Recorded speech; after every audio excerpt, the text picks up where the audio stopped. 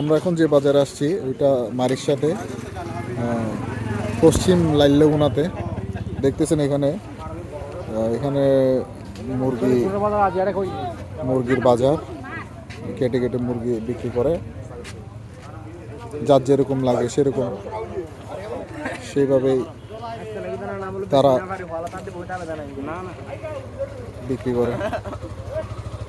কিভাবে বিক্রি করেন ভাই? কেজি হিসেবে।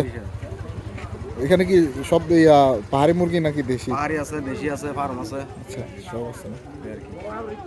খুব সুন্দর একটা পরিবেশের মাধ্যমে এটা হচ্ছে মারির সাথে পশ্চিম লাইল্যগুনা। মারির সাথে আসলে অবশ্যই এদিকটা ঘুরে যাবেন। এখানে চাকমা উপজাতি বাঙালি সবাই একসাথে মিশ্রিতভাবে জীবনযাপন করতেছে।